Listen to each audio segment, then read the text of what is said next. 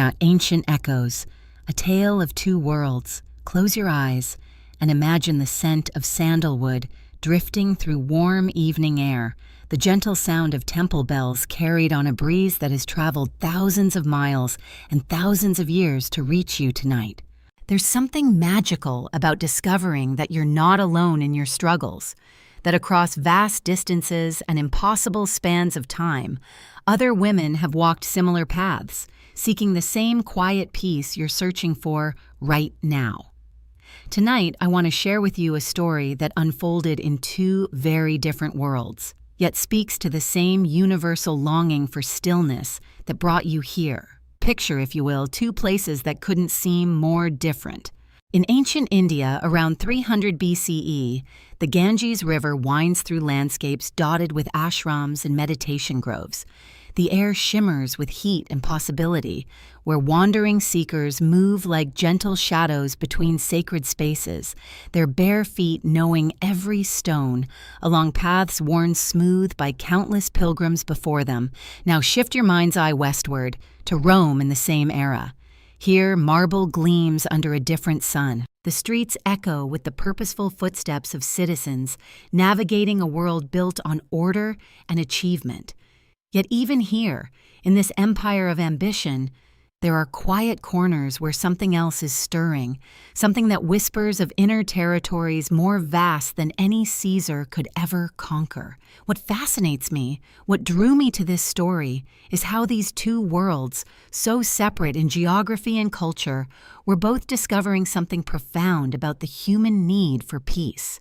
Not the peace that comes from having everything under control, but the deeper peace that emerges when we finally stop trying to control everything at all. Let me introduce you to someone who understood this intimately. Her name was Sulochana, and she moved through the dusty roads of northern India like a question mark against the certainty of her time. She had been born into comfort, the daughter of a prosperous merchant family in what is now Rajasthan. But comfort, she discovered, could be its own kind of cage. At 19, after years of feeling like she was suffocating under the weight of others' expectations, Sulochana made a choice that scandalized her family and liberated her soul. She left, not in anger, but in a kind of quiet desperation for something real, something that belonged entirely to her. The morning she walked away, she carried nothing but a simple cotton robe and a wooden bowl her grandmother had pressed into her hands, along with a whispered blessing and tears that spoke of understanding deeper than approval. Sulochana joined the growing number of wandering ascetics who had chosen the path of inner exploration over outer accumulation. But this isn't a story about extreme renunciation. It's about a woman learning to listen to herself for perhaps the first time in her life. As Sulochana walked the ancient routes between teaching centers and forest hermitages, she discovered that the real journey wasn't measured in miles, but in moments of recognition, moments when the constant chatter in her mind would suddenly pause. She would sit by rivers at dawn, watching the light change from silver to gold, and find herself breathing in rhythm with something larger than her own small worries.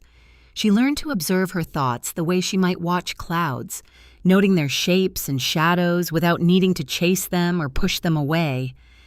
Meanwhile, thousands of miles to the west, another woman was making her own discoveries about the landscape of inner peace. Claudia lived in a Rome that was rapidly expanding, both outward into new territories and inward into new complexities of urban life. She was an artisan, one of the skilled craftswomen who created the intricate mosaics that adorned the homes of the wealthy. Her hands knew the weight and texture of thousands of tiny stones, each one carefully selected and placed to create images of beauty that would outlast the people who commissioned them. But Claudia had begun to notice something curious about her work. In the hours when she was completely absorbed in the precise placement of each tessera, when her attention was wholly focused on the emerging pattern, her mind would become extraordinarily quiet. It started as an accident of attention, but gradually became something she cultivated deliberately. Claudia discovered that this focused absorption could transform not just her work, but her entire experience of being alive. the constant worry about pleasing difficult clients, the exhaustion from managing her household and caring for her aging mother, even the grief she carried from losing her husband to fever the previous year. All of it could be held differently when she learned to rest her attention completely in the present moment. She began to extend this practice beyond her workshop. Walking through the forum, she would focus entirely on the sensation of her feet touching the stone, or the play of light and shadow on the columns around her. At the public baths, she learned to let the warm water hold not just her body, but all the tensions she had been carrying without realizing it. What neither Sulochana nor Claudia knew, what they couldn't possibly have known, was that they were part of a larger awakening happening across the ancient world. In Greece, philosophers were exploring similar territories of consciousness. In China, the foundations of what would become Zen were being quietly laid, and in both India and Rome, women and men were discovering that peace wasn't something to be achieved, but something to be uncovered. The practices they developed weren't elaborate or esoteric. Sulochana learned to begin each day by simply sitting quietly and following her breath, not trying to control it, just accompanying it like a faithful friend. She would place one hand on her heart and one on her belly, feeling the rhythm that had been sustaining her since before she was born. Claudia's practice was equally simple but profoundly effective. Each morning, before the city fully awakened, she would step into her small garden and spend a few minutes really seeing the way dew caught light on the leaves of her herb plants, the subtle shift in color as the sky moved from deep blue to pale gold. She learned that attention itself could be a form of devotion, a way of honoring the mystery of being alive. Both women discovered something that modern neuroscience would eventually confirm, that the mind, when given permission to rest in the present moment, naturally begins to settle. Like muddy water that clears when you stop stirring it, consciousness reveals its essential clarity when we stop agitating it with constant worry and planning. But perhaps most importantly, both Sulochana and Claudia found that these practices didn't separate them from life. They brought them more fully into it. Sulochana's compassion deepened as her understanding of her own suffering transformed. She began teaching other women, not from a position of having figured everything out, but from the humility of someone still learning to be gentle with herself. Claudia found that her art became more alive, infused with a presence that clients noticed even if they couldn't name it. Her mosaics began to carry something that transcended mere technical skill, a quality of attention that made even simple geometric patterns seem to pulse with life. As we settle deeper into this story tonight, I want you to notice how these ancient discoveries might speak to your own experience. The way Sulochana learned to observe her thoughts without being overwhelmed by them. The way Claudia discovered that focused attention could transform ordinary moments into something sacred. These weren't superhuman women with special gifts. They were simply people who had grown tired of living at the mercy of their own restless minds and decided to explore what else might be possible. They found practices that were both ancient and immediately practical, ways of being with themselves that created space for something deeper to emerge. Tonight, as their stories continue to unfold, we'll discover how these parallel paths of awakening shape not just individual lives, but entire traditions of inner exploration that continue to offer guidance to anyone seeking refuge from the endless demands of a world that never seems to pause. Let their ancient wisdom begin to work its gentle magic on your own tired spirit, as we journey together into the heart of what they discovered about the art of truly coming home to yourself. The path of the ascetic, finding stillness in motion. The sun had barely begun to paint the eastern sky when Sulochana stirred from her meditation beneath the banyan tree. Her body had grown accustomed to these pre-dawn awakenings, not from any external alarm, but from an internal rhythm that had developed over months of wandering. She moved slowly, deliberately, each gesture a practice in itself. The simple act of folding her worn cotton shawl became a meditation on impermanence, watching how the fabric held creases that would smooth, just as her mind held worries that would eventually release. This was the path she had chosen, or perhaps the path that had chosen her. A life stripped down to its essential elements, carrying only what could fit in a small cloth bundle, eating only what was offered or what grew wild along the dusty roads that crisscrossed the subcontinent hell. Meanwhile, across the vast expanse of ancient trade routes, Claudia was discovering her own version of this essential living. Her small workshop in the bustling quarter near the Forum had become her monastery. Each piece of pottery she shaped on the wheel was becoming an exercise in presence. She had begun to notice how her breathing changed when she worked with clay, how her shoulders would soften when she stopped trying to force the vessel into existence, and instead learned to guide it into being. The Roman world around her valued efficiency, conquest, expansion. But here, in the quiet morning hours before the city fully awakened, she was learning the radical art of simply being.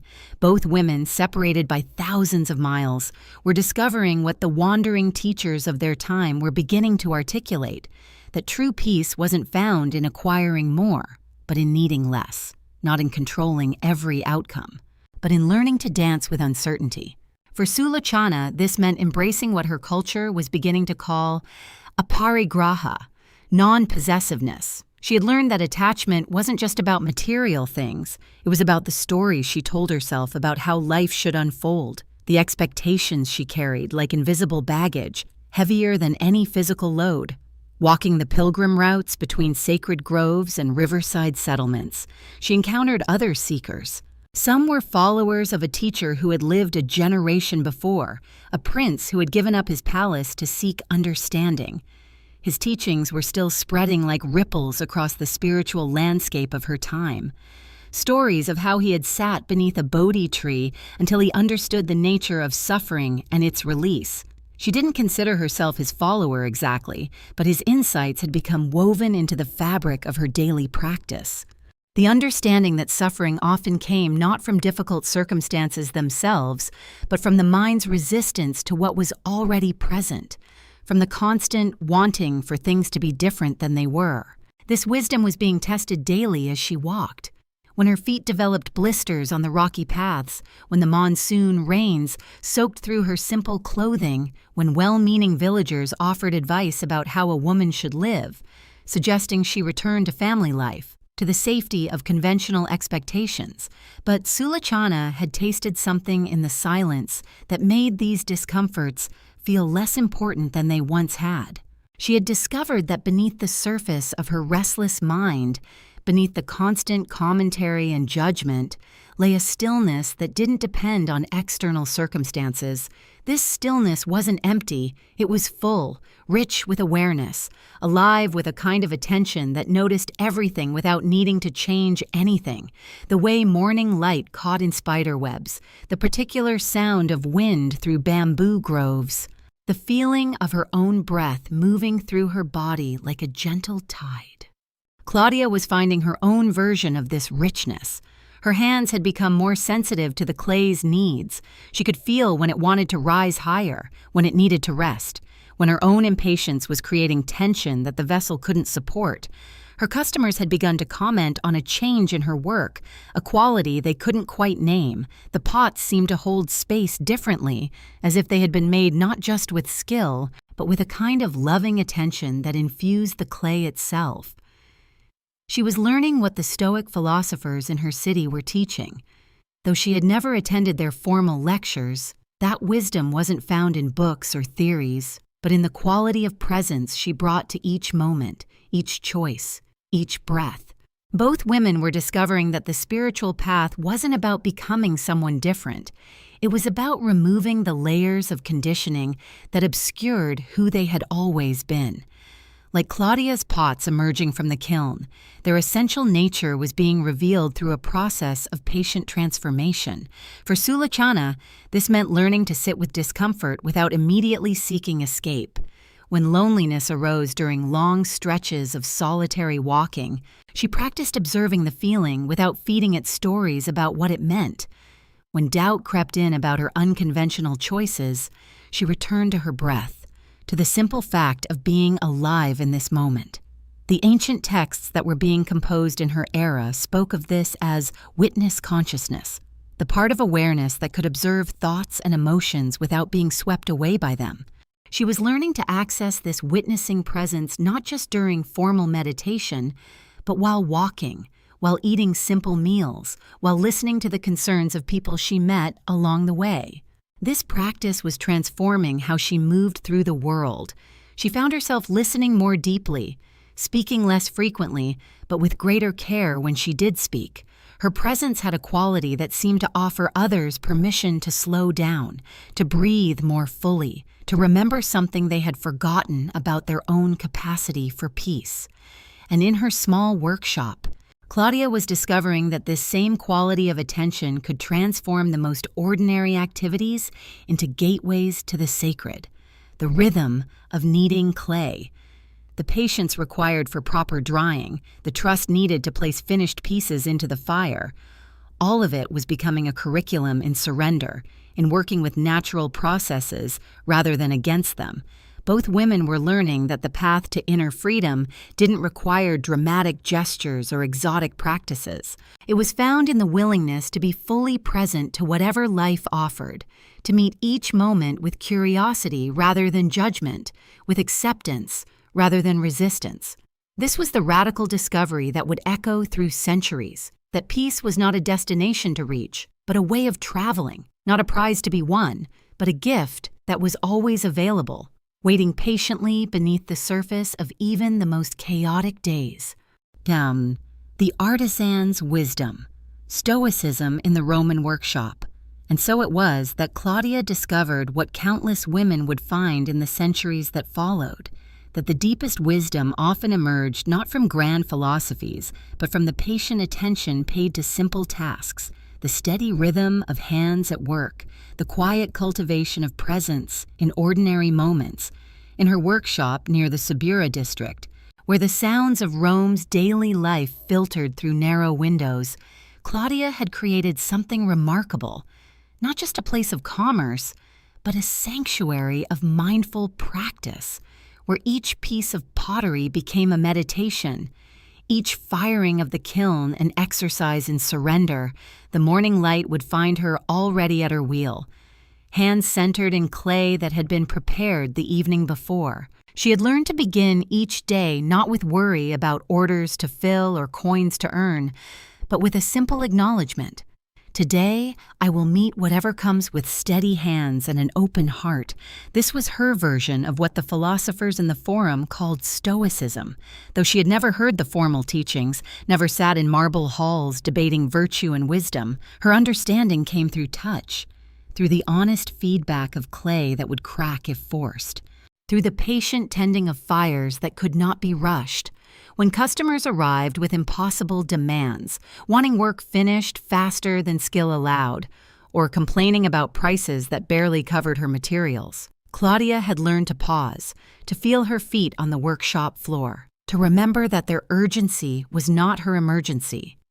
Their frustration was information about their inner state, not a command for her to abandon her standards. I cannot control what others expect of me, she would remind herself, running water over clay-stained hands. But I can control the care I bring to my work, the integrity I maintain in my agreements, the kindness I offer even when it is not returned. This wisdom had not come easily. There had been seasons when she tried to please everyone, working through exhaustion, accepting commissions that compromised her vision, always apologizing for taking up space in the world, always shrinking to make others more comfortable. But the clay had taught her differently. Clay responded to confident touch, to clear intention, to the kind of presence that trusted its own knowing. When she worked from anxiety, trying to force outcomes, the pottery reflected that energy. Pieces emerged wobbly, glazes cracked, beauty remained elusive.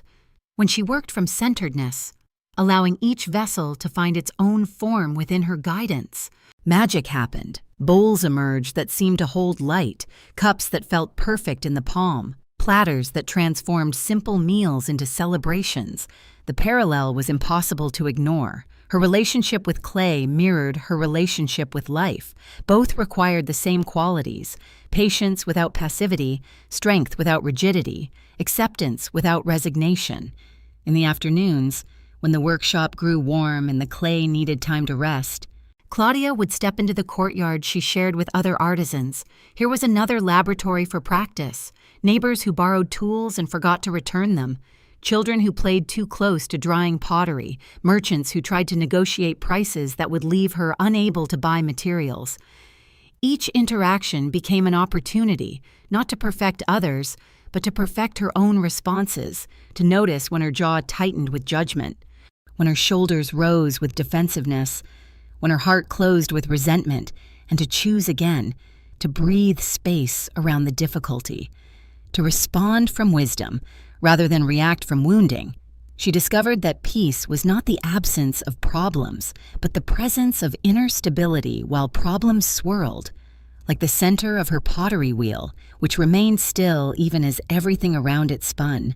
She could cultivate a place within herself that remained calm even when circumstances grew chaotic. The evening hours brought their own teachings. As she cleaned her tools and prepared clay for the following day, Claudia would reflect on the day's lessons, not with harsh judgment of her mistakes, but with the gentle curiosity of a student.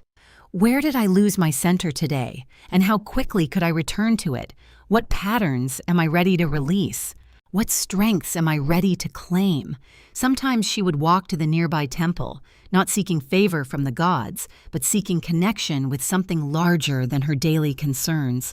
In the quiet spaces between columns, she would remember that her small life was part of an immense tapestry, that her struggles were shared by countless others, that her growth contributed to something beyond her individual story. This perspective brought both humility and dignity. Humility because her problems were not the center of the universe. Dignity because her life mattered.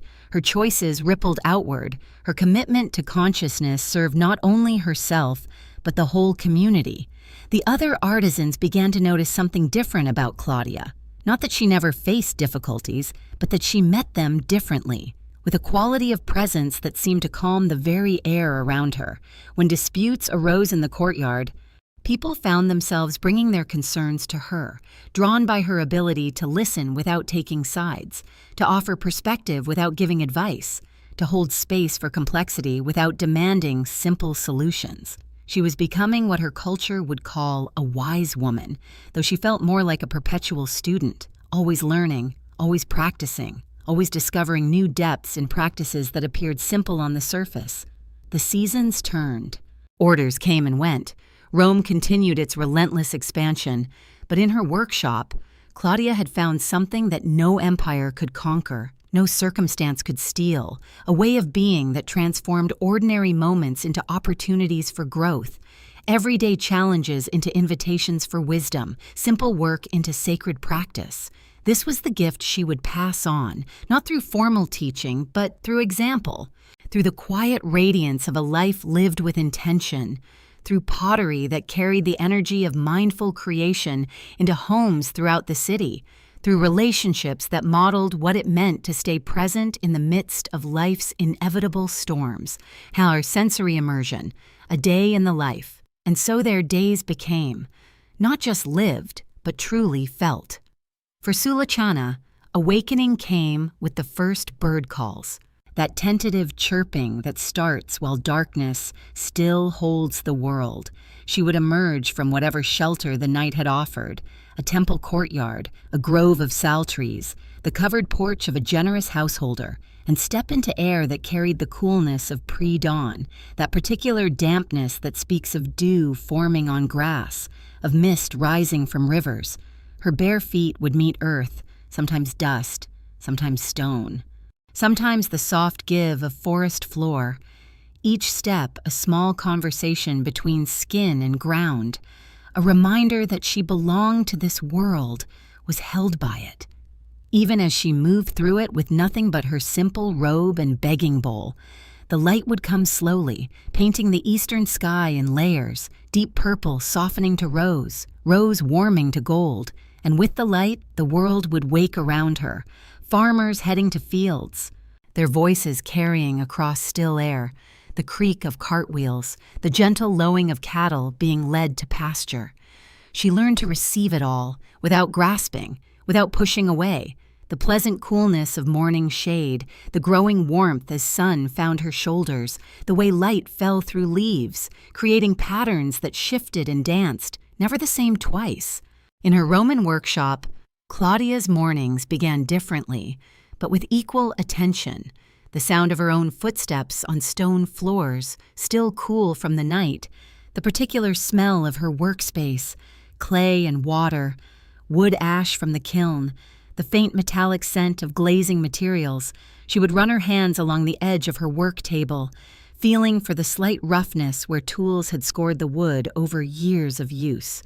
Her fingers would find the clay, cool and yielding, waiting for the warmth of her touch to make it pliable, responsive. The light in her workshop came filtered through small windows set high in the walls. It moved across her workspace as the hours passed, and she learned to read time by the angle of these golden bars, to know without looking when the morning rush of customers would begin, when the afternoon heat would make the clay dry too quickly. When evening would bring the soft light that was best for detail work, her wheel, worn smooth by countless hands, countless vessels, would begin to turn, and with it, her day would find its rhythm, the wet clay rising between her palms, responsive to the slightest pressure, the gentlest guidance, each pot emerging not from force, but from collaboration between her intention and the clay's nature. For both women, meals became meditations. Sulochana would receive whatever was offered, rice and lentils, simple vegetables, sometimes just a handful of grain. She learned to taste fully, to notice the way flavors bloomed on her tongue, the texture of each grain of rice, the warmth spreading through her body as she ate. No rushing, no thinking ahead to the next thing. Just this spoonful, this moment of nourishment. This gratitude for hands that had prepared the food, for earth that had grown it, for the chain of generosity that brought it to her bowl. Claudia, too, found presence in her simple meals. Bread still warm from the baker's oven, its crust crackling as she broke it, the way olive oil caught the light, golden and fragrant. Cheese that carried the taste of hillside herbs, wine that spoke of particular vineyards, particular seasons. She ate slowly, between periods of work, letting her hands rest, letting her eyes soften, watching dust motes dance in afternoon light, listening to the sounds of the city beyond her workshop, merchants calling their wares, children playing in the streets, the distant sound of construction, of life building itself day by day. The textures of their worlds became teachers, Sulochana's fingers learning the difference between morning bark and afternoon bark on the same tree, how heat changed the feel of stone paths, how different grasses felt beneath her feet, some sharp and dry, others soft and yielding, each sensation a doorway into presence. Water from different wells tasted different, carried different minerals, different stories. She learned to drink with attention, to feel the coolness moving down her throat, spreading through her chest, quenching not just physical thirst, but some deeper longing for connection with the world. Claudia's hands became encyclopedias of texture, the way clay felt when it was perfect for throwing versus too wet, too dry, the smooth coolness of finished pottery, the rough warmth of unglazed surfaces, the heat radiating from her kiln, the way it changed the air around it, made everything shimmer slightly. Even the tools of her trade became familiar friends, the wooden ribs worn smooth by use, metal scrapers with their precise edges, brushes that held just the right amount of glaze, each implement an extension of her intention, her care. Evenings brought their own sensory worlds. For Sulochana, the cooling air, the way sounds carried differently as day faded, cooking fires being lit, their smoke rising straight up in the still air, then dispersing, the calls of evening birds, different from morning songs, more settled, preparing for rest, stars emerging one by one, first the brightest, then the subtle ones, until the whole sky became a vast map of light. She learned their patterns. their seasonal changes, found comfort in their reliable presence, their silent witness to all human seeking. Claudia's evenings were lit by oil lamps, their flames casting dancing shadows on workshop walls, the day's work cooling on shelves, clay slowly hardening, taking its final form. She would clean her tools, her hands, feeling the satisfaction of completion, of care extended to the implements of her craft. The sounds of evening in the city, different from the countryside, but equally rich. Families gathering for dinner, their voices mixing with the sound of food being prepared, the clink of pottery, her pottery being used in homes throughout the neighborhood, carrying her mindful attention into other lives, other moments of nourishment. Both women learned that presence was not about special moments, but about bringing full attention to ordinary ones, transforming the everyday into the sacred, simply by truly being there. Common threads, acceptance and resilience. And in this convergence of mindful attention, something deeper was emerging, a recognition that transcended the differences between their worlds, between the dusty paths of India and the bustling streets of Rome. Both women had discovered something that would echo through centuries, the understanding that peace was not a destination to reach, but a quality of presence to cultivate. Moment by moment, breath by breath, Sulochana, walking the morning paths, feeling the earth beneath her bare feet, had learned to meet each day without the weight of expectation. When hunger arose, she acknowledged it simply, without the story of when it might be satisfied. When fatigue settled into her bones, she rested without judgment, without the inner voice that once whispered of weakness or failure. This was acceptance, not as resignation, but as a clear-eyed recognition of what was actually happening, rather than what she wished were happening or feared might happen. In her small workshop, Claudia had found this same quality. When a piece cracked in the kiln, she felt the disappointment, acknowledged the loss, then turned her attention to what could be learned, what could be salvaged, how to begin again. The Stoic teachings had shown her that suffering came not from events themselves, but from her resistance to them, her insistence that life should unfold according to her plans. Both women had discovered resilience, not as an armor against life's difficulties, but as a flexibility, a capacity to bend without breaking, to meet change with curiosity rather than fear. Sulochana remembered the day she had walked into a village during a festival, the streets filled with music and celebration, and she had felt separate. Outside the joy of families and friends, the old pattern would have been to tell herself stories about her choices, about what she had given up, about whether she belonged anywhere. Instead, she had simply watched the feeling arise, noticed the tightness in her chest, the way her mind began to spin narratives, and then she had found a quiet spot beneath a banyan tree and sat with the feeling itself, not the stories about the feeling, just the raw sensation of loneliness, of longing. What she discovered surprised her.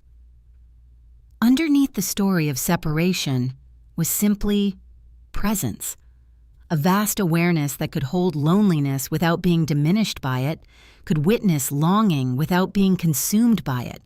Claudia had her own version of this discovery, a day when a wealthy patron had criticized her work publicly, questioning her skill, suggesting that perhaps pottery was not a suitable craft for someone of her limitations. The words had stung, had awakened every doubt she had ever carried about her worth, her abilities, her place in the world. But instead of spiraling into familiar patterns of self-judgment, she had returned to her wheel, placed her hands in clay, and asked herself what was actually true in this moment. Her hands were steady, her breath was even, the clay was responsive to her touch. These were facts, the rest, the opinions, the judgments, the fears about reputation, these were additions, stories layered over the simple reality of clay and hands in the present moment. This was the resilience both women cultivated, not the brittle strength that insisted everything should go their way, but the flexible strength that could meet whatever arose, with presence, with curiosity, with an underlying trust in their capacity to respond rather than simply react. They learned to distinguish between pain and suffering. Pain was inevitable, the physical discomfort of long walks, the disappointment of failed pottery, the natural grief of loss, the ordinary challenges of human existence. But suffering was optional. It was the story about the pain, the resistance to it, the demand that it be different. Both women found that acceptance created space between stimulus and response, space between feeling and action, space between what happened and what it meant. In that space, choice lived, the choice of how to respond, how to interpret, how to move forward. Sulochana, walking through a thunderstorm, no shelter for miles, had learned to find refuge not in external circumstances, but in her relationship to whatever was occurring. The rain was simply rain. Cold was simply cold. Discomfort was simply discomfort. When she stopped adding the layer of resistance, of wishing it were different, what remained was just walking in rain, one step, then another, manageable, even in its own way, beautiful. Claudia, working late into the evening, oil lamp flickering, eyes strained from detailed work, had found this same quality of acceptance. The fatigue was real, the challenge was real, but her relationship to the challenge could be spacious. She could work with tired eyes, take breaks when needed, adjust her expectations, find rhythm within the constraints rather than fighting against them. This was perhaps their greatest discovery, that peace was not dependent on perfect conditions, but on their capacity to meet imperfect conditions with presence, with acceptance, with the kind of gentle resilience that bends without breaking, that flows around obstacles rather than crashing against them. Both women had learned to trust, not that everything would work out according to their plans, but that they had the capacity to meet whatever unfolded with wisdom, with grace, with the deep knowing that they were larger than any single experience, any single challenge, any single moment of difficulty. They had found the thread that connects all seekers, across time, across culture, across the particular details of individual lives. The recognition that within each of us lives a capacity for presence, for acceptance, for the kind of resilience that transforms not by changing external circumstances, but by changing our relationship to them. This was their gift, not just to themselves, but to all who would come after. The demonstration that peace is possible, that wisdom can be cultivated, that ordinary human beings, walking ordinary paths, can discover extraordinary depths of presence, of acceptance, of resilient grace, and in their separate worlds, unknown to each other, they were weaving the same tapestry, thread by thread, moment by moment, choice by choice, creating patterns of peace that would ripple forward through time, touching lives they would never know, in ways they could never imagine. Echoes of wisdom, lessons for today. And perhaps, as you listen to their stories tonight, you recognize something familiar, something that speaks across the centuries to your own heart. Because the challenges Sulochana faced, walking those dusty paths in ancient India, learning to quiet the endless chatter of her mind, finding peace amid uncertainty, these are not so different from the challenges you face, walking through your own days, carrying your own burdens, seeking your own moments of stillness. The way she learned to breathe, to notice, to return again and again to the present moment when her thoughts spiraled into worry about tomorrow or regret about yesterday. This is the same practice you can cultivate right here, right now, in this very breath. And Claudia, shaping clay with mindful hands in her Roman workshop, learning to meet each day's difficulties with centered presence, discovering that she could choose her response even when she couldn't choose her circumstances. Her wisdom translates perfectly to your world. The emails that demand immediate attention, the relationships that require careful tending, the decisions that feel overwhelming, the constant pull of comparison and performance. These are simply the clay of your life, waiting to be shaped with the same intentional presence Claudia brought to her wheel. When Sulochana learned to witness her thoughts, to see them as clouds passing through the vast sky of awareness, she discovered something revolutionary, that she was not her thoughts, not her emotions, not her circumstances, but the aware presence that could observe them all. The same discovery awaits you.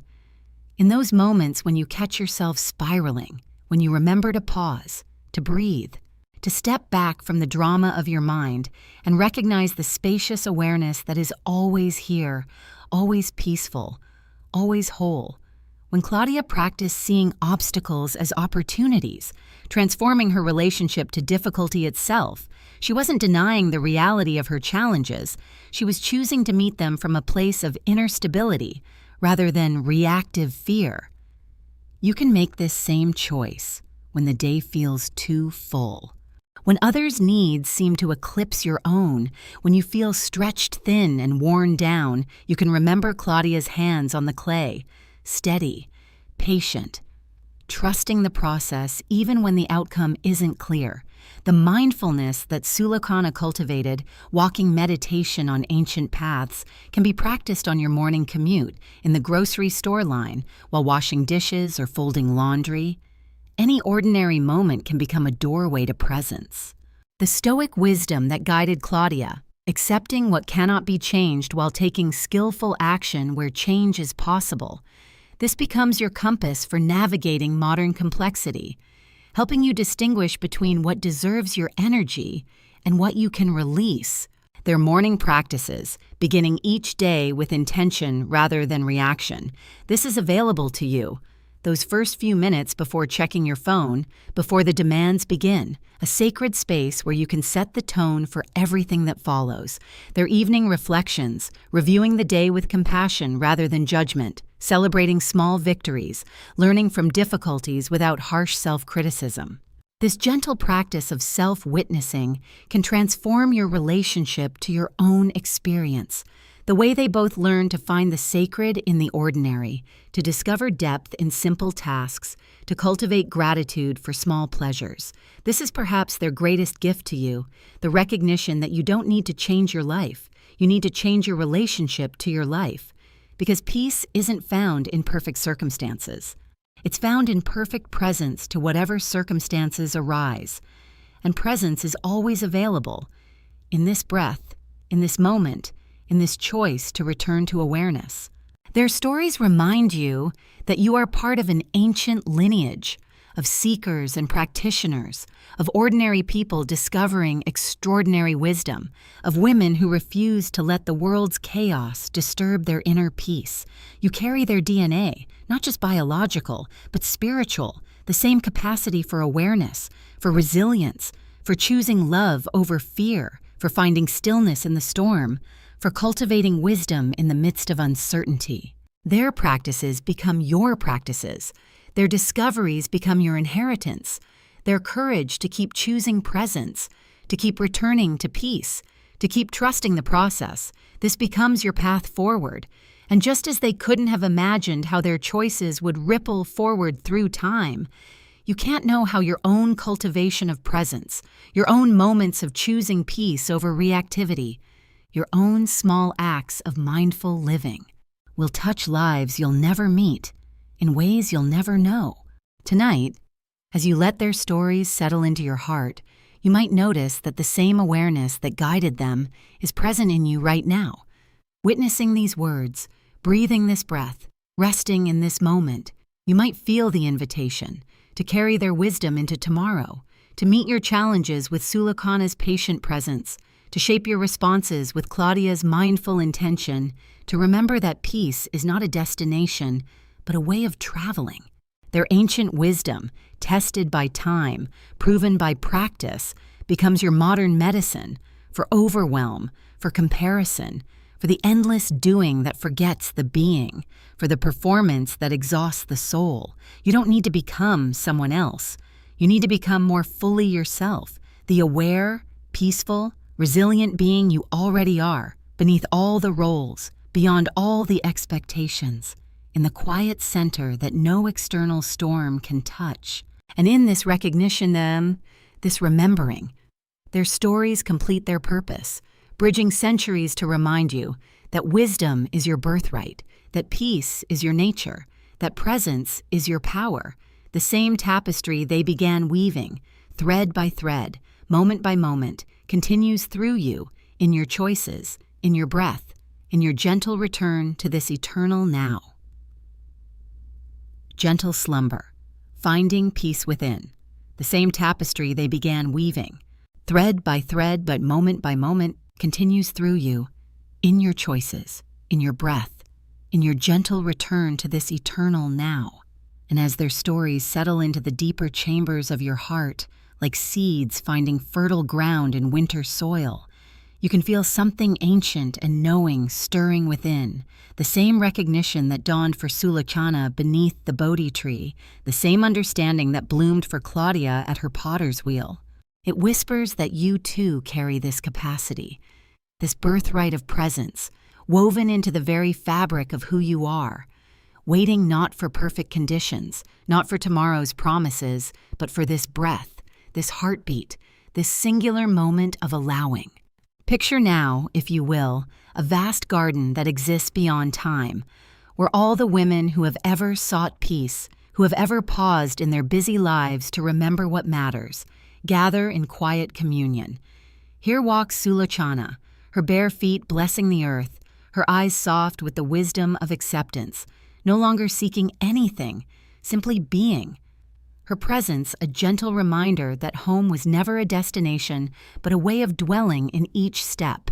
And there sits Claudia, her hand still holding the memory of clay, her heart steady with the knowledge that every challenge met with presence becomes a teacher. Every moment approached with curiosity becomes a doorway, her stillness speaking of strength that needs no proving. They are joined by countless others, the medieval mystics who found God in kitchen gardens, the Renaissance women who painted prayer into every brushstroke, the mothers and daughters and sisters across all centuries who discovered that the sacred was never separate from the ordinary, never apart from the tending and mending and daily loving that fills a life. And you belong here too, in this timeless gathering, not because you have achieved some perfect state of peace, not because you have mastered all the practices or dissolved all the struggles, but simply because you have recognized, however briefly, however quietly, that there is something in you that remains untouched by the chaos, something that knows how to breathe, how to witness, how to begin again. This recognition, this gentle awakening is enough, has always been enough, will always be enough. The garden holds space for your tiredness, understanding that it comes not from weakness but from caring so deeply, from giving so generously, from carrying so much that isn't yours to carry. The ancient women nod in recognition, for they too knew the weight of others' expectations, the exhaustion of constant performance, the longing to simply rest in their own being. Sulochana approaches with the gift of her wandering, showing you that you need not have all the answers, need not know the destination, that each step taken with awareness, each breath received with gratitude is already the path, is already home. Her voice carries the sound of wind through leaves. The peace you seek, dear sister, lives in the space between thoughts, in the pause between heartbeats, in the silence that holds all sound. It asks nothing of you but recognition, requires nothing but your willingness to stop, to listen, to remember. Claudia offers the wisdom of her hands, the knowledge that presence transforms everything it touches, that whether you are washing dishes or writing reports, comforting children or navigating difficult conversations, the quality of attention you bring, the intention you hold, makes sacred the most ordinary moments. Her voice carries the warmth of kiln-fired clay. The strength you need, beloved friend, is not the strength to control or fix or perfect, but the strength to stay, to witness, to meet what comes with an open heart. This is the courage of presence, the bravery of being fully here. And as their voices blend with the countless others, creating a chorus of understanding that spans millennia, you begin to feel it, the loosening, the softening, the gentle release of all the ways you have been holding yourself so tightly. Your shoulders can drop now, your jaw can unclench, your breath can deepen into the rhythm that your body has always known. the rhythm that connects you to every woman who has ever found refuge in the simple act of being present. The garden around you grows more vivid, more welcoming. Trees heavy with fruit that never spoils, flowers that bloom in every season, paths that lead not away from here, but deeper into the eternal now, streams that carry away what you no longer need to hold, leaving only what is essential, only what is true. You can rest here, knowing that this peace is not something you must earn or maintain or protect. It is your nature, as natural as breathing, as constant as the beating of your heart, as available as this very moment. The stories of Sulochana and Claudia become like gentle lullabies now, their wisdom weaving itself into your dreams, their presence a blessing that will travel with you into sleep and beyond, reminding you that you are never alone in this journey. Never separate from the great web of connection that holds all seekers, all wanderers, all women who have ever paused long enough to remember who they really are. Let their peace become your peace, their stillness your stillness, their trust in the unfolding your trust in the unfolding, knowing that tomorrow will bring its own opportunities for presence, its own invitations to remember, its own chances to choose awareness over automaticity, connection over comparison, being over performing, and for now, in this sacred pause between day and night, between effort and rest, between all the roles you play and the truth of who you are, you can simply let go, let be. Let the ancient wisdom of countless women before you carry you gently into the healing darkness, into the restorative silence, into the dreams that restore and renew and remind you again and again that you are already whole, already enough, already home. The garden holds you now, as it has always held you, as it will always hold you. And in this holding, in this belonging, in this eternal embrace of presence, you can rest, you can sleep, you can trust, knowing that the same awareness that guided Sulochana and Claudia, that has guided every seeker across time, lives within you, breathes with you, dreams through you, and will greet you again with the morning light, patient, loving, and endlessly available, like grace itself, like peace itself, like the very heart of who you have always been.